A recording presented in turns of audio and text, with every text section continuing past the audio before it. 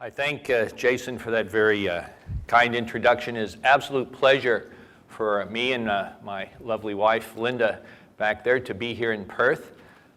My wife is a Montessori teacher of 25 years or so experience and the unpaid consultant and inspiration behind much of our work. So it's a collaborative effort in this regard. We also have a daughter who is 40, who has learning disabilities. And so when people ask us if we're caregivers, we say, yeah, and we're lifers. And we also have been caregivers for Linda's mother, who has Alzheimer's disease. Care in our home. Linda's done care 24/7 to give her siblings a break. So we look at dementia from a variety of angles and from all sides of the coin. I'm here because a miracle happened.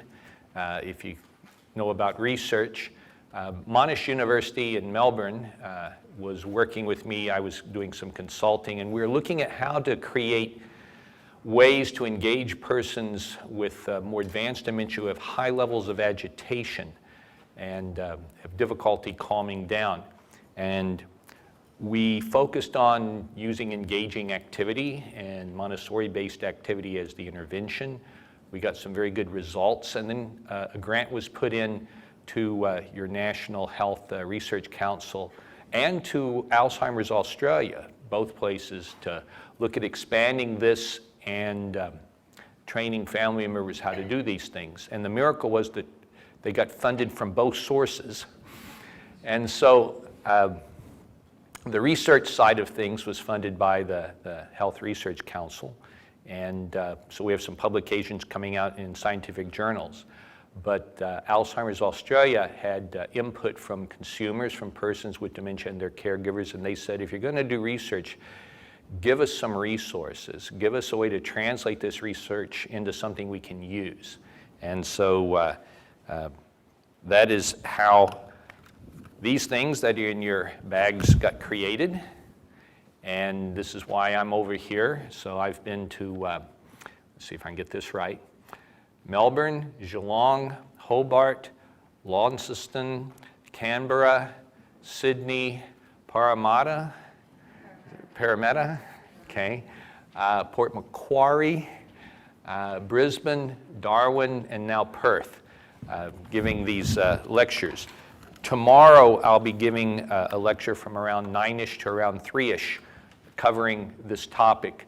So if you're interested in coming to something longer and more intense, that will be tomorrow, sponsored by Alzheimer's Australia WA. And this is sort of like a highlights reel tonight. So you get sort of like an overview of what the resource is.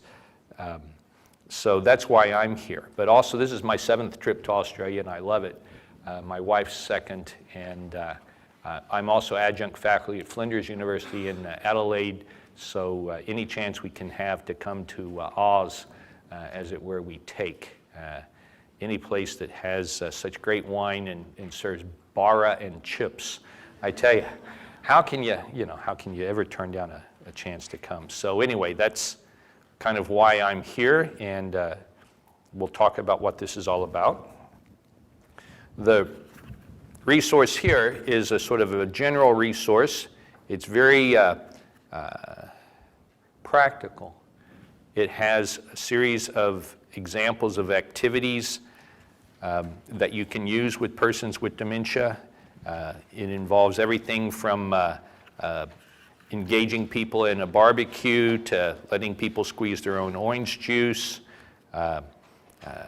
reading, enjoying music, making puzzles, sorting pictures and objects, many different examples. But the main reason that it's useful is if you do these things, you learn how to make activities for the person you're caring for.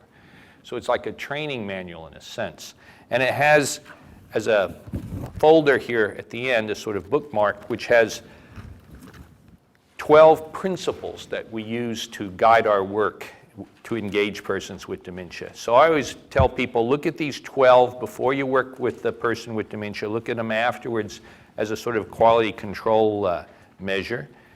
It also has a checklist of things to do on the back of that flap to enable you to prepare for activity.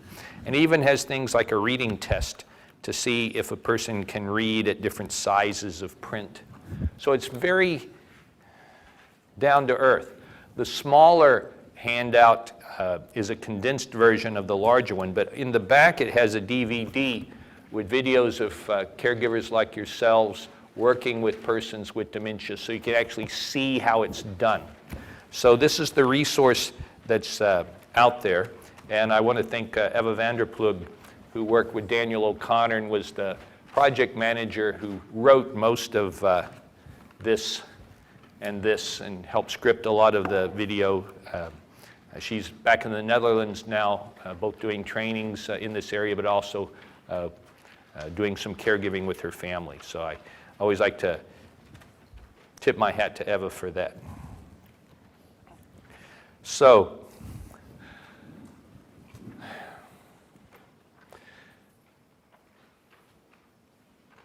I want to apologize to any of you who become my caregiver.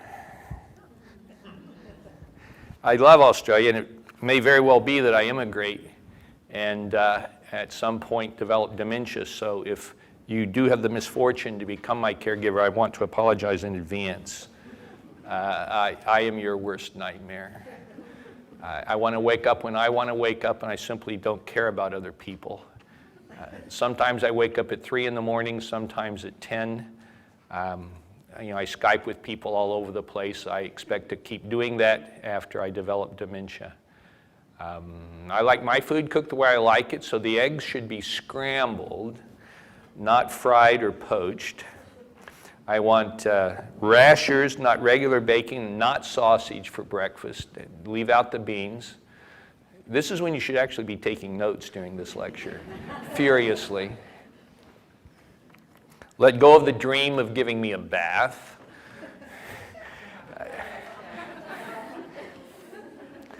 I don't take baths now, I take showers, and when I take a shower, I get it warmer and warmer and warmer till it's hot and I'm red like a lobster, and then full blast cold. Doing that since I was 14. Are you going to let me do that? Will you do it for me when I can't do it for myself and I ask you to? I see a very hard future for you. Don't hand me a crayon. I will write in crayon directions on where you can put the crayon, if you do that. I will not forget that I have letters behind my name. I was in Kansas years ago, and a woman said, my husband lives here at this assisted living residence. He's 95. He was found on the street by Frank Lloyd Wright, a great American architect. Mr. Wright raised him as his own, taught him architecture. My husband's done some very interesting work in the past. So I met the guy a couple of minutes later. I said, hi, my name's Cameron. I hear you were a very famous architect. He goes, I am an architect. My bad. So yeah, don't give me a crayon, all right? I have a test that I'm holding out. After I develop dementia, I expect to learn how to make wine. I'm holding off learning that because this is my test. See, if you expect me to be able to learn how to make wine, and if you enable me to learn how to make wine after I develop dementia, and if you share my wine with me and it's good wine, then you and I will get along. If not, life will be hard, okay? And the trouble is that I'm going to be me. And the catch is, folks, I'm already out there. These persons who happen to have dementia, they're but for the grace of God, time. That's us. There is no us, there is no them, there's only we, these persons who have or don't have dementia, but we're all persons first and foremost. Most of our training involves teaching people to think differently. It's like this. So what did you think about him? Barack Obama here talking to us tonight. I tell you, it's a good thing we know each other for so long. I caught him on the way to the G7 meetings, and I had no idea he was so funny. Did you? I mean, what a sense of humor.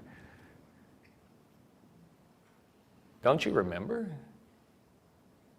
I mean, he was just here 5 minutes ago. You hope I'm joking. This is what it's like to be normal and not be able to remember what happened 5 minutes ago. A person with dementia is a normal person who has cognitive deficits. They're acting the way you and I would, will, are. We have to learn to look at the world through different eyes, okay? Through different eyes. One of the things we emphasize is that we should begin to look at dementia as a disability rather than a disease. Here's a way of thinking. I can stand in front of you and say, please help me, I have a disease. Or I can stand in front of you and say, please help me, I have a disability. Who do you want to help? See, you look around, there are ramps for people with wheelchairs. As a society, we try to accommodate and include persons with disability. Where are the cognitive ramps? Where's the society-wide effort to include persons with dementia in society? There are 4 models of dementia care. The first is that of a prison. In that model, the assumption is that a person with dementia is a danger to themselves, to others. Our job is to exclude them from society, make sure they don't escape, and keep them under control. I was at a assisted living residence on the East Coast, had one of the best reputations in that part of the world. And I like to treat persons like persons. I love to talk to persons and ask them questions. So I was sitting down with a resident, a man who had worked as an electrical engineer, and I asked him, what's it like to live here? He said, you really want to know? I said, absolutely. I'll tell you. They wake us up at the same time. They bring us down to eat together. They bring us into a room, we exercise together. They bring us into another room, they give us an activity that we do together. They bring us into another room, they give us an activity that we do together. It is a beautiful prison. It may look pretty, but if you don't have any control over your life, if you don't have any choice, if you don't have any freedom, that's a prison. So much of what we talk about in the resources, how to give people choice. How to give people choice. The clothes you're wearing right now, you decided to wear. What if someone else had told you you must wear these clothes tonight? Same clothes, but you feel differently about them and about yourself depending on whether you chose to wear them or not. So we can give people choices like, would you like to wear this blouse or this blouse? It's a little thing, it's a big thing. If a person has difficulty making a two-pronged choice, you can say, would you like to wear this blouse? But it's still a choice. We need to think differently. You know, if I could find a really clever solicitor who would do it pro bono, and I showed them the description of disability in the legal system, and if I showed them the United Nations Charter on Human Rights, I think you could make a really strong case that systemically, dementia care has involved a systematic violation of basic human rights. That must change. I talk about revolution, being a child of the 60s. My wife says maybe you should say evolution as a better model. Something must change, folks. The care system we make is the one we're going to live in. And it is so not ready for me. Second model is that of a hospital. person with dementia is a patient. What's most important is they get their medications, the right time, the right dose, the right meds. They not escape. It's not very different from a prison. And of course, in a hospital, you lose most or sometimes all of your rights.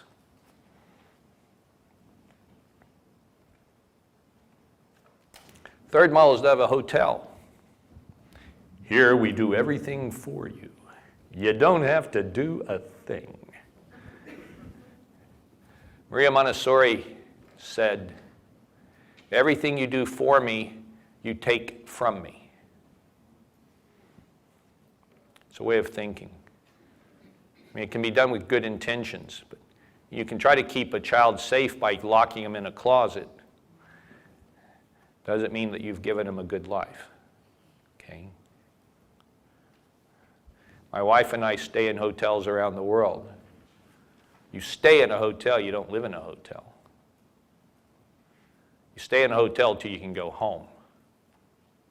Here's a way of thinking. Imagine that tomorrow you go to a 5-star restaurant by yourself, sit down, have an amazingly great meal, wonderful wine or little creatures. Y'all know what I'm talking about here? Yeah. And you're in a room full of people and you're by yourself. Now imagine the night after that, you go down to a pub, get some fish and chips and a Tui's New, or little creatures. Some friends call you over to their table, you sit down, you eat with them, tell stories. It's a different meal.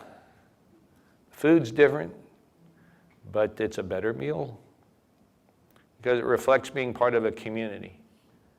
So that's the fourth model, a home embedded within a community that supports you, that gives you a role, a place in the sun.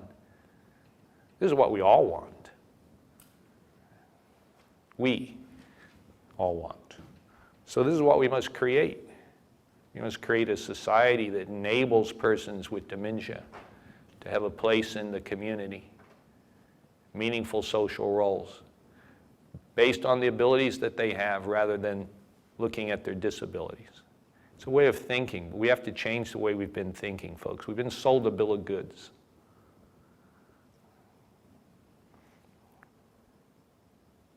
Yeah. I'm going to show you a video clip. It sort of illustrates what I've been talking about. A friend of mine who was a diversional therapist on the East Coast got training in Montessori approaches to dementia. And then she moved to the West Coast, to Oregon, and her husband had a job there. So she applied for a job at a residence for persons with dementia, and they said, we don't really need a diversional therapist, we need an executive director. We only have 50% occupancy. You could not do any worse than what we've been having. So she took the job, and the first thing she did was she hired a diversional therapist who was in her 60s, and Sandy. And what Sandy said was, I'll take the job under one condition: we never do old people stuff. Okay. It was interesting. After Sandy had been working there a few months, the movie choice went from African Queen to Gran Torino. I thought that was one of the most significant outcome measures I've ever heard. So you're going to see a video that they've made of their beer making club. Hey, know your audience, right? Hello. You can see sense of humor doesn't go away with dementia. These are normal people who have memory deficits. But what you're also seeing is this guy remembering all the steps of making beer, which isn't supposed to be possible. Looking into the future, which isn't supposed to be possible. We need to get over that. You look into the future when you have something to look forward to. Okay? You remember things when something is memorable. I'm not saying that we can cure dementia by giving engaging activity, but I am saying that you can see a very different view of what a person's capable of if they're immersed in a community, when they're engaged in meaningful activity, you get rid of what Tom Kitwood called excess disability, okay? And people demonstrate capacity that you would not believe that they have, especially if you read a lot. I was involved with helping create a learning center for people with dementia, and we had a Montessori consultant who goes to schools around the world. And after a week, she said, you know, I didn't know anything about dementia, I just know Montessori, so I started reading about Alzheimer's disease, and I stopped reading because these people are very different than what I've been reading about in terms of what they can do and their capacity. So I'm just not going to, her words, poison my mind anymore, okay? So this guy gets it. All right, this guy understands that this isn't about just making beer. It's about creating community. It's about their choosing to do something that's different and outlandish. Interest in new things doesn't go away with age. It doesn't go away with dementia. Just the opportunity. Just the opportunity. I've heard people say, well, they won't remember what they did tomorrow. Who cares? Do you remember what you had for lunch on September 22nd, 2011? Well, it must not have been important, so why'd you eat it? Hello? You ate it because you were living and you wanted to be able to do stuff. And yeah. There you have a resident with dementia taking a digital photograph of the first bottle coming off. Persons with dementia can learn procedures, okay? They can learn the doing of things. Montessori said they will learn through their hands. So how do you teach a person with dementia how to use digital photography? Well, it's pretty straightforward. Taking a picture, you look through the camera, you see the picture, you press a button. And a good thing to do is to put maybe a little bit of sandpaper on the right button and some nail polish so you get a tactile and a visual cue, because there's like 4 buttons and they all look the same, and I can't work some of those cameras. And you get better with practice. So you give the person practice doing still lifes and then going on scavenger hunts, you know, find a tree, find a rock, find a child, find a staff member, find a friend. In 2009, I was able to give a keynote at the National Conference for Alzheimer's Australia, and at that there was an exhibition of photography that was put together by a photography club of gentlemen who had dementia. And they formed the club and began taking the photographs after the onset of dementia. Persons with dementia can learn. They can learn new things if we use the right approach. This is one reason we use Montessori approaches, because the learning systems available early in childhood are available to people in dementia if we use them appropriately. It's like this. When I was teaching at university, I was teaching child psychology, so I brought in a Montessori teacher and a bunch of her kids. And the teacher looked at my students and said, what is the shape of 10 to the 6th power? What is the shape of 1,000,000? And my students looked at her sort of like, you're looking at me? And a little boy whispers to my students, it's a big cube. Don't you understand? It's a big cube. Well, how did he know? A Montessori math tool is a thing called golden beads. So you have a round golden bead of glass. It looks beautiful. This is a unit of ones. If you have a strand of 10 of those, that is a unit of tens. If you have 10 strands of 10, how many beads is that?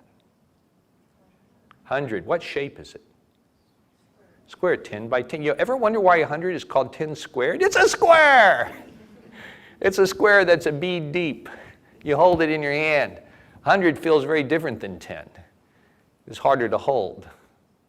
If you pile 10 of those squares on top of each other, what do you have? Cubed. 10 cubed? It's a cube. It's 1,000. 1,000 pretty heavy, much heavier than 100. If you have a strand of 10 of those cubes, you have 10 thousands. If you have 10 of those strands, you have a square that is a cube deep, which is 100 thousands. And if you pile 10 of those squares on top of each other, you got a big cube. It's 1,000,000. You sit on 1,000,000, you hold 1,000 in your hand. To the little boy, he's wondering, what's the matter with you people? Haven't you ever sat on 1,000,000 before? Sometimes we not only learn through our hands, but anyway, she was a genius at enabling people to learn things with the abilities that they have, okay, with the abilities that they have. So we use these techniques. So what's most important to me is that here you have a woman who's a resident with dementia in a wheelchair taking a photograph simply because she wants to record the moment. It is not an activity. There's no diversional therapist guiding her. She's just living. I mean, this is what it's all about, folks. It's about living. We want to learn how to live well with dementia like we try to live well with diabetes, like we try to live well with cancer. I mean, this is how we fight dementia, is by trying to live as well as we possibly can every day. I mean, I know a lot of people, Jason and I were talking, I know a lot of people who have no disabilities whatsoever and don't live well. They say the best revenge is living well. This is how we combat dementia, is by having a better quality of life for the persons we care for ourselves. So this is what it's about. We need to think in terms of quality of life. I've heard that the ruler of Bhutan doesn't talk in terms of gross national product. He talks in terms of gross national happiness. We need to think differently, okay? We combat dementia by living well, by living. I mean, you can look at the faces. I always say, look at the faces. If the people are happy, you're doing things right, whatever you're doing. If they're not happy, we need to change. It's that simple. It's that straightforward. The people who didn't want to make alcohol started a jam-making club, entered their jams in a county fair and won a first prize blue ribbon. These people entered their beer in a beer contest and won a first prize. Now every month they're starting a new beer, transferring a second beer from primary to secondary storage and bottling a third. And they've commandeered an empty storage closet and turned it into a bistro where they display their beers for visitors. They pick their own labeled old tarts. I couldn't make this stuff up, Now they're starting a coffee roasting club. So the limits are those of our imagination. We have not been very imaginative, folks. Here's an acid test. If it bores you, it bores a person with dementia. If you enjoy it, a person with dementia enjoys it. Plain and simple. Plain and simple. What do you enjoy doing? Okay. So that's why we talk about relate, motivate, appreciate. We have to be able to relate to people. We have to be able to motivate them. They'll be motivated by what motivates you. And you need to appreciate these persons as persons. So yeah, y'all are some of the first people to see this, but I thought it would be worth sharing, especially in Oz, where beer is what we have to drink if we don't have any water. So I've heard. It's Terry Pratchett, I think. So who was Maria Montessori, and why should we work with her? Think about it. Montessori was the first woman MD in Italy. Female in a male-dominated society, female in a male-dominated profession, the first MD. So they made her dissect bodies by herself in the basement of the hospital at midnight because they said it wouldn't be appropriate for men to watch a woman slicing up a body. They're just trying to drive her out. But she was a fierce fighter, an advocate of children's rights, women's rights, human rights. And so she stuck it out. Her first job was working with the Italian school system, so they gave her unteachable children. They said, you can work with these. Today they'd be given labels, autism, Down syndrome. But what she did was, She used her training in rehabilitative medicine as well as pediatrics. Those were her specialties. And she began to use rehabilitation approaches as an educational system. And her unteachable children began to turn in standardized test scores that were just below the scores being turned in by kids in the regular Italian school system. It's a miracle. When you do work using the Montessori method, you get used to miracles.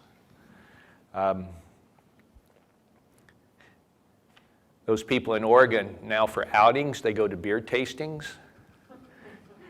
Imagine, if you will, a group of people, walkers, wheelchairs, dementia, talking to 20 and 30-somethings with tattoos and piercings, comparing hops and recipes.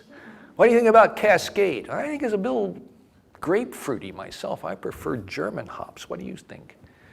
And the fact that some are young and some are old and some have tattoos and some have dementia is just irrelevant. Just irrelevant. Yeah. Montessori talked about what happens when a person and the environment mesh, when a person's environment challenges and yet enables you to succeed. See, if you have a lot of ability and there's not a lot of challenge in your environment, if you're working, that's called being overqualified and you hate the job. In dementia care, that shows up when people have nothing to do for hours on end. If the job is too frustrating and you don't have enough resources and there's too much pressure and you can't possibly succeed, you get frustrated and call off a lot. In dementia care, that's the person who doesn't come out of their room. But if the person's environment challenges and yet succeeds, it's the job we all want. She called that process normalization. Interesting phrase, normalization. Linda would tell me, my wife would tell me, the classroom normalized around November. And that's when a person is at their best. That's the job we all want. It's the life we all want. So she created normalized environments for these unteachable kids, and they responded. So the system did what it often does, it fired her. Not that that would ever happen, now. And so what happened next was some people who owned tenements in the poorest part of Rome, the San Lorenzo district, said, you can help us. We have preschool children running around destroying property, tearing wallpaper off of walls. You're a physician, give them something to calm them down and make them stop, which is very similar to the phone call physicians get from nursing staff in dementia care. But what she did was she said, I'll work with you, but you have to give me something. You have to give me a person to train, a room to observe the children, space to work with them. So they figured it was a cheap fix, be something worth trying, so they gave her the janitor's daughter, a room, a desk, a chair, a filing cabinet, and that was the first Montessori school. So we make the assumption that there are no new resources, no new monies available. We just have to think differently with the resources that we have. Okay? And on January the 5th, 1907, more than 50 kids piled in, children of illiterate parents. She called this school the Casa de Bambini, the children's house, their house. Okay? Yeah. There are Montessori schools now around the world. There's an Australian Montessori Society from those beginnings. So it is possible to change the world. We simply follow her footsteps. She's 100 years ahead of us. We have 100 years of field testing to rely on. It's about time we did it. And that first day, this is what she said. Their faces were expressionless, their eyes bewildered, as if they had never seen anything before in their lives. And I have seen those eyes in basements, locked units. Everything that we have to contend with, she saw, okay? Because she didn't talk in terms of children or adults, she talked in terms of persons. She was an advocate for human rights. Her three primary values are those of respect, dignity, and equality. Equality. It's like this. If you were a 3-year-old coming into a Montessori classroom, I would greet you, and they don't call the teachers teachers, they're guides. The choice of words is important. Hello, I'm Cameron. What's your name? Christine. Christine, we're very glad to have you here. And I get down to her eye level before I speak, because you never literally want to talk down to a person if they're 3 or if they're in a wheelchair. Okay? These are little things. These are big things. These are ways that we reflect these values of respect and dignity and equality. Okay? Dictators hate Montessori. Mussolini threw her out of Italy. She went to India. World War II broke out. She's an Italian citizen in a British colony, so she was under loose house arrest. They said, just don't leave the country. So she went around India. She set up training programs, schools there, Sri Lanka, met Gandhi, studied Buddhism. When she died, she was in the Netherlands. And they asked her, where do you want to be buried? And she said, bury me where I die. I am a citizen of the world. Very different person. The year she died was the year I was born, so I don't know whether there's any significance there, but the year my wife was born, so just saying, folks. She was then nominated for the Nobel Peace Prize, but if you've seen what she's done, you know, she basically got rid of property destruction by giving these children a way of having a life, a way out of poverty and ignorance. Okay?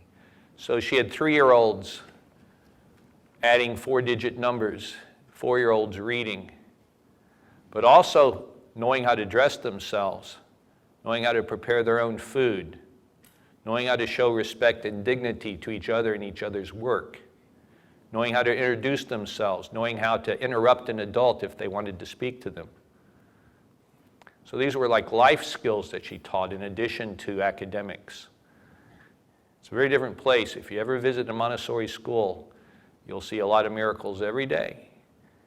I was at a school in the south of, just south of Paris, run by a woman from Tunisia, and we were visiting with the people that we're doing this Montessori training with in France. And the guide, the directress, said, you know, I've got 32 children here aged 3 to 6, and I have 2 assistants. And I apologize to you, we've got too many adults.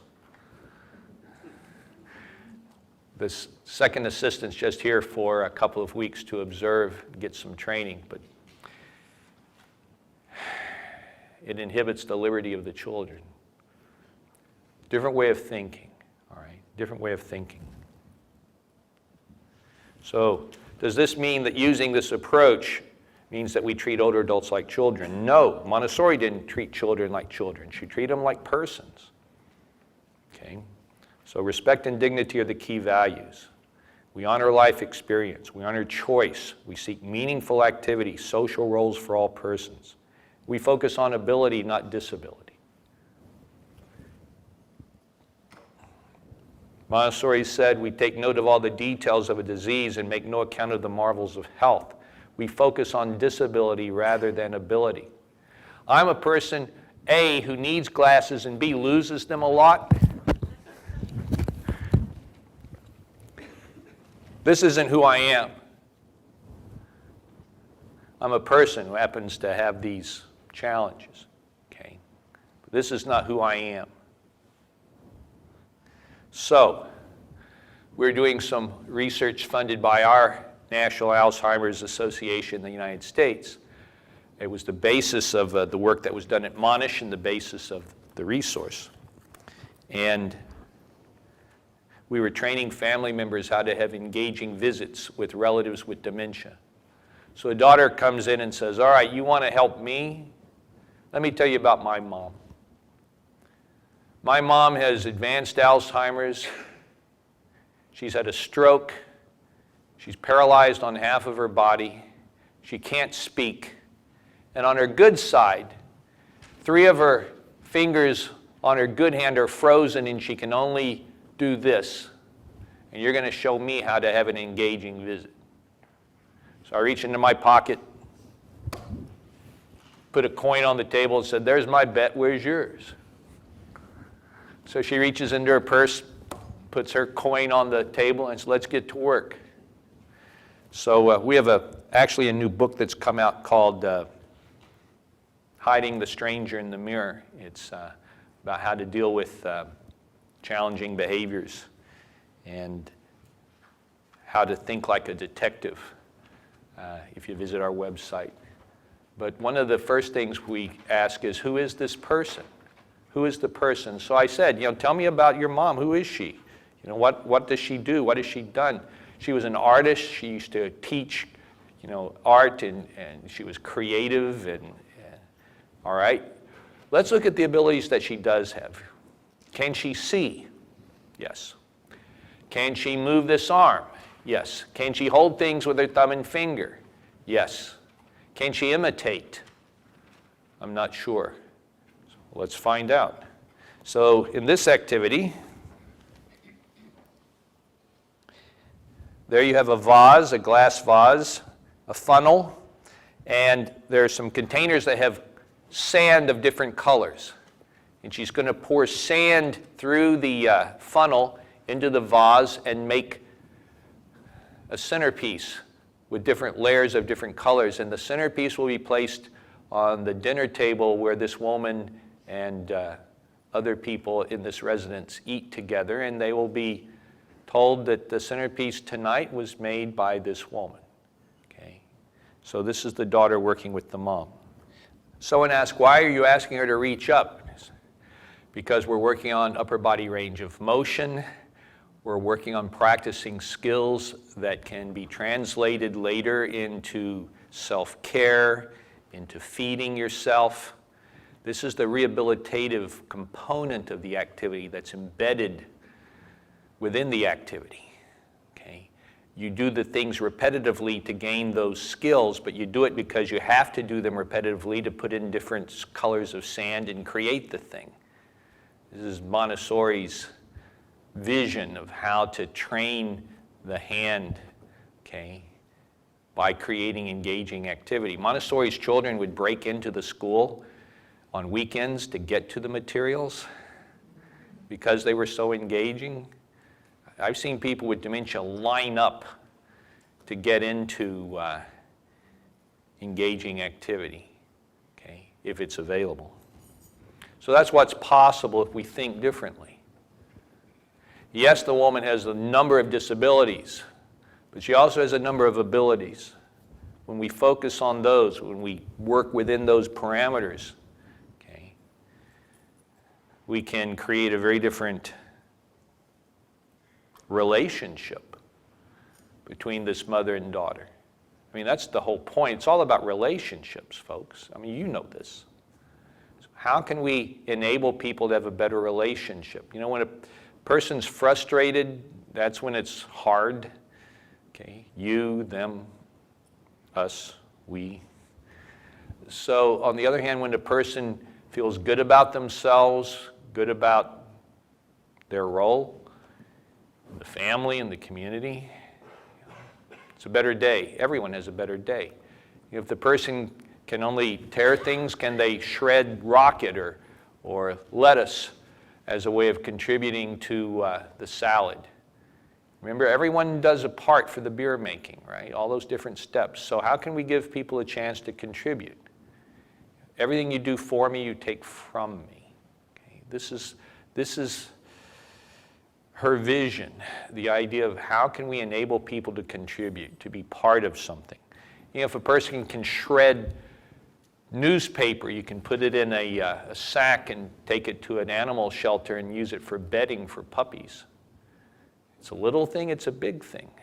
Okay? Or you can just have them shred it and then throw it away. That's busy work. Everyone hates busy work, folks. You do, I do, any person with or without dementia. I knew of an assisted living facility, and the residents got together and they asked a casino operator if he would donate used decks of playing cards. So, when it comes from the person with dementia doing the asking, it's a lot more powerful. So he said, sure, why not? And then they have to go to collect it and play the slots a bit. And then they bring them back and they put the full decks together and they mailed them to servicemen and women in Afghanistan. So they'd have something to do between patrols, and they get letters back. Or you can just have a deck of playing cards in front of the person, have them put it together, and then scramble it and have them do it again. That's busy work. It's the same activity, but it's a very different activity. It's the difference between that wonderful meal by yourself and being in the pub and having fish and chips with friends. It's meaningful or it's not meaningful. These are choices. We make choices with regard to living with dementia, what we'll enable people to do. I've talked with a number of persons with dementia and their caregivers, and they say, don't call us caregivers, call us enablers. My job is to enable the person I live with who has dementia to be as independent as possible, to be able to be at the top of their game. My job is to figure out how to enable them through the environment, through the materials, to be a person, to live well. It's a noble call. Okay? It requires creativity, courage, but you're not alone. I strongly encourage you to stay in touch with Alzheimer's Australia, Western Australia. On the back of your resource is a website, www.fightdementia.org.au. Use these resources. There's a reason I'm here. Okay? It's not because of my singing. That's for afterwards. And so I'll finish with just a few quotes from Montessori. Knowing what we must do is neither fundamental nor difficult, but to comprehend which presumptions and vain prejudices we must rid ourselves of is most difficult. Okay? I was in Darwin at a coffee shop about 10 days ago, and this was there. At the bottom, there is a rectangle of paper. It has a Velcro strip on it. And then these are some pieces, these squares, and they have Velcro on the back of them. And what you can do is you can put, this says, can I have? This is like scones, one, tart, flat white, tall black. So a person who doesn't have the capacity to speak can order their own coffee and scones or croissant. What's really interesting, though, for me is at the bottom it says, this is a picture exchange communication system. It provides users with the ability to construct and exchange sentences, make requests and comments. Put yourself in the shoes of someone who is unable to use their voice. Construct and exchange a sentence with the pictures provided to order your cup of coffee. This is what a cognitive ramp looks like. What's really important to me is that it's just there. It's just there. This is the norm in this coffee shop. And this must become our norm as a society. Okay? We need to create these cognitive ramps. There are villages in Europe where there are signs in shop windows. The sign is a handkerchief with a knot in it, a symbol for remembering it. That means that the staff have been trained to work with people with memory impairments. These things exist. They need to become the norm. So the greatest source of discouragement is the conviction one is unable to do something. Help those who are in search of activity and cannot find it. And finally, always the last word to Maria, the social change of this type cannot come from the ideas or energies of individual reformers like me, but from a slow and steady emergence of a new world in the midst of the old. It's time for revolution, or maybe evolution. but you must be the agents of change. We must demand change for the people we care for ourselves. Okay? Someone in France recently asked, so when does the revolution start? I said, ici et maintenant, here and now. So I leave you with that message, folks. Here, now, we must become agents of change. So, thank you. I was curious about your book. You don't mention any art activities. What was the good reason for that? Simply because they were excluded. Actually, I've been involved with art activities in a number of capacities. I was working with a group that actually did something similar to what's going on in Western Australia at the Louvre in Paris. And now on the day of the week that the Louvre is normally closed, it is open to people with dementia. So what you're part of is part of a worldwide phenomena. I have worked with people with dementia who've written poetry, who've studied how to paint still lifes and then self-portraiture. And one of the nice things, if you can think of it in this strange way, is that once you develop dementia, you're pretty well free to try lots of new things, and you can become much more creative. I saw a woman in an assisted living residence in Melbourne, and after she moved in because she had dementia, she learned how to paint, and she started with paint by numbers, and then she read books on drawing, and in a year's time she was able to do portraits of residents just from the sketch and then the painting itself, and she was very good at it, and it was this latent talent that was just waiting to be, discovered. And so at the end of a year, they did an exhibit of hers. It started with the paint by numbers work and ended with a portrait of the Queen, which was actually, she used the face of a resident. And it was very, very good. So it's a long way of saying art and creativity are available through a variety of media, and I've also seen filmmaking clubs, people with dementia, film editing. It's all procedure. Procedures can be learned. If we train right, we have the techniques to do it. So it's a long way of saying it's inadvertently not there, but it's certainly something to explore. Yeah, great question. Yeah, if you go to our website, we have videos, we have lots of materials, and this is what we do. We're also working with some Montessori societies and a number of places looking at how we can create like dementia certification for Montessori teachers.